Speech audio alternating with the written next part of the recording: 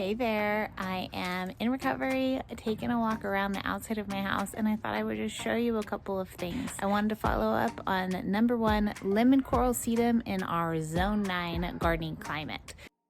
I've planted 2, one in the ground and one in a pot. I planted both of them around the same time, I think back in when I got my hands on them, so May or June, and let me show you what they look like. Okay, here you go. Now, this isn't supposed to be looking pretty. This is experiment alley. So there's the one in the ground. As you can see, it's not dying.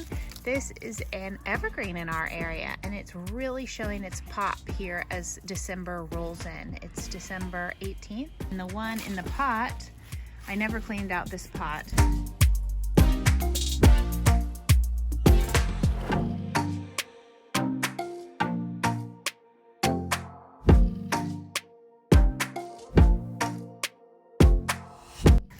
Calibrachoa, which is woven itself into the lemon coral, but you can see the lemon coral is also going really strong. So again, this is a great evergreen for our area, I've decided, and I think we could easily cut that back and cut all of this back and, you know, clean this pot up if I wanted to. This turned into a 2-day video. Started looking at the pot, I realized I could just freshen this up and really show off what it can do. So when you trim, look under, because that's where everything dead is. I think of trimming plants like trimming your bangs or your fringe. You do it kind of in layers, and you make sure that it isn't just straight across. I'm gonna leave that Calibrachoa because it's a perennial in our area, but just kind of trim it down so it's slightly tidier. I cut back the dahlia to the soil level as well as that euphorbia, and I took out the osteospermums, which I've decided I just don't want to use again. I am always addicted to those flowers, but after it gets really hot, they just have a really hard time blooming. But this lemon coral is awesome. So we've left a little space here in the back.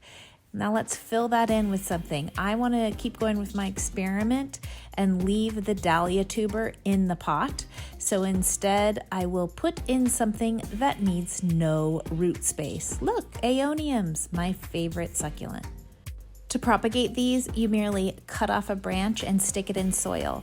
So I will cut off a cluster of branches and stick it in the back of that pot. I love to use aeonium as a thriller plant because it grows real tall on those branches and then has the kind of rosette flower shape. Aeonium are dormant during the summer, but active growing period during the winter. So this is a great time to propagate them, and within a few weeks, they will root in and begin to grow.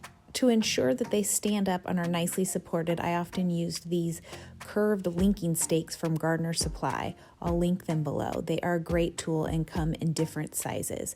There's a little space here, so I'm going to add some more.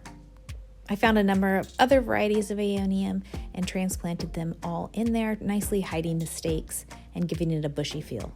So overall, I think lemon coral sedum is a winner for our Zone 9 gardening. It can be used as an evergreen for your pot or for your ground cover. So I'm looking forward to putting it in some of my areas this spring, especially in my new zone down by the garage. This is where I'm thinking of putting some lemon coral, maybe just right along the edge of this wall. That could be really beautiful. And then back it up with some amazing flowers. I can't wait. Thanks for joining Power to the Flower. I hope this was helpful for you, and I look forward to seeing you in the next one. Bye.